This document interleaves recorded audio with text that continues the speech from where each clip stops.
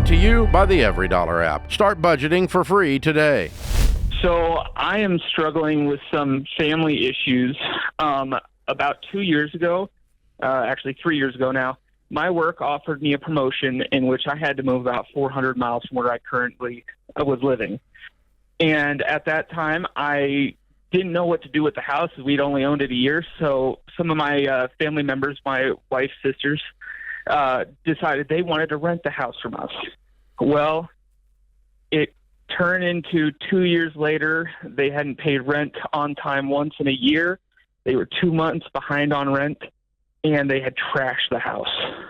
And we're just trying to struggle with, like, family gatherings are awkward, and, you know, like... Oh, I can help you with that. What do we do? Yeah. It's your fault. Yeah. It's not their fault. You put two wild, wicked, young single women into your rental house, and then you're shocked they tore it up while they weren't paying rent and you did nothing about it. Yep. Your fault, not their fault. They just is what they is. Yeah. Where's wife? You knew what they were when you let them move in there, didn't you? I was. You knew this was stupid when you did it, didn't you? Yeah, my wife couldn't understand the thought of her sisters doing this to us, so she was very firm that they wouldn't hurt us in this way. Yeah, she's delusional. Yeah. She knew they were crazy, too. You knew they were wild as buck, didn't you? I did. Yeah. So you just turned your dadgum thing into a sorority house. So has your sister not called her sisters? I mean, your wife not called her sisters? The ones that would never do this? She has talked with her sisters, but they just act like they act like nothing has happened, nothing's wrong, that they didn't destroy this house that was, you know, something that we had worked hard to get to. So what does your wife say? Does she say they destroyed it, or is she in denial too?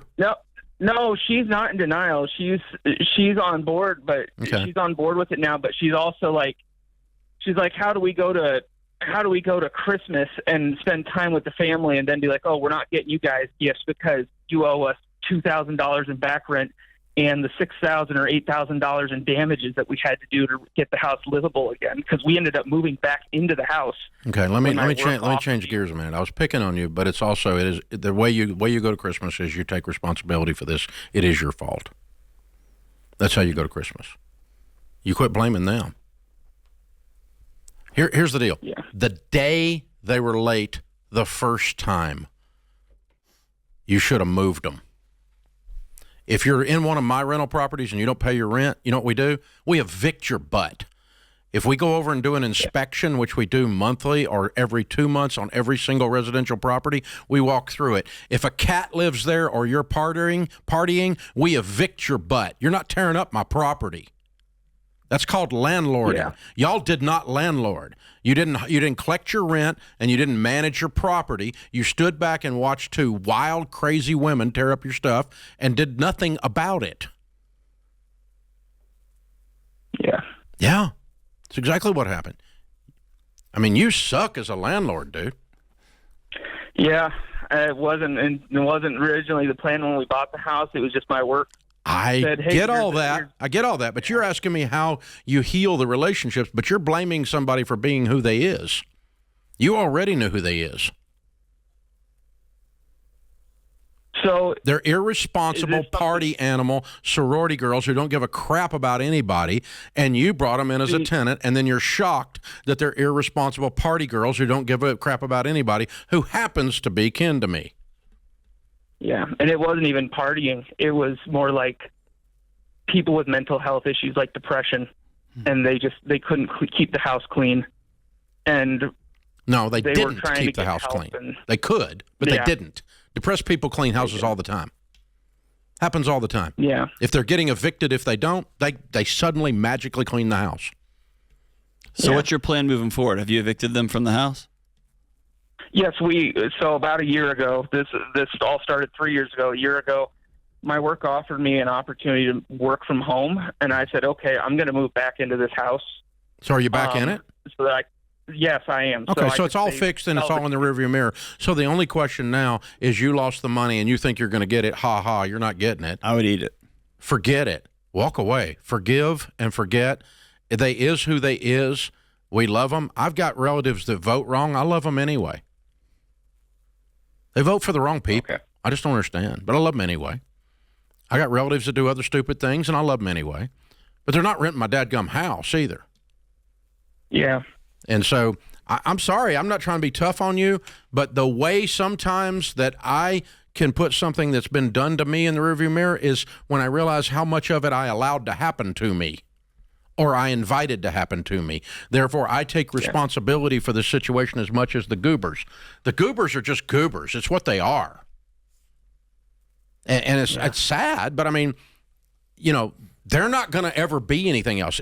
The day you're in a dream world if you think they're going to walk up at Christmas and go, you know, I'm really sorry. Here's a $2,000 check for the back rent and $5,000 for the damage, and we really are so sorry we messed up. The day that happens, I will turn blue. It's not going to happen. Yeah, and they haven't even had a job since they Of course moved out of not. this house. One of them had a job for 4 months, and they're living in my in-laws' basement now doing the exact But here's same the deal. thing. Hey, hold on. Here's the deal. You shouldn't even know where they live. Now you're keeping tabs on them. They're living. They're still living rent free. They just moved from their house to your head. Let them go. Let them go do their life, right? Yeah. And you and your wife decide. Hey, it cost us Noah, $7,000 to get back here. We learned a lesson. You're looking for justice, and there is none. Yeah, not going to have it anymore. We're going to move on with our life. There's no justice. There's no justice. And maybe y'all don't do Christmas presents. That's fine. That's a decision y'all would make. I wouldn't do it as retribution or like keep some sort of, when they're 68 years old, you can be like, hey, y'all finally paid off the tab. So here's a Christmas dish. But we've been doing it at $250. We're just not going to do it It's been 10 years. You're back even again. Is that work for y'all? Yeah. Yeah. It's. I hate it for you, man.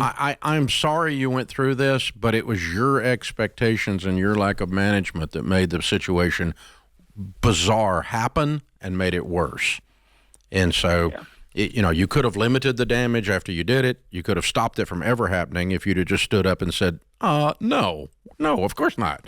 You can't live in our house. No, you don't pay bills and you tear up stuff. Of course not. No. Yep. I mean, we all have relatives. We all have friends that we love at a greater distance than living in our own home. You know, you go over there somewhere and be you. I shocked somebody the other day telling them two of my closest friends on the planet, my oldest friends, who would lay down in traffic for me. I wouldn't hire them. They're terrible employees.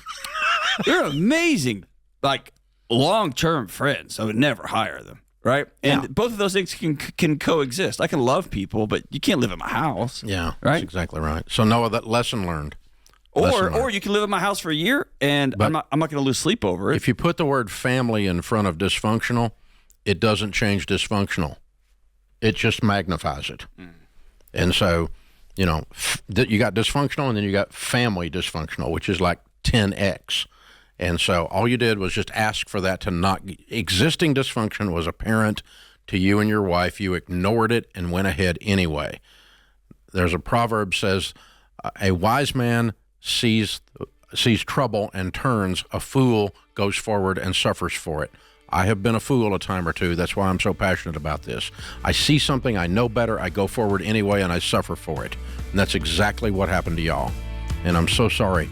But good news is you don't ever have to do it again. Listen to your brain. It's talking to you. Create your free every dollar budget today, the simplest way to budget for your life.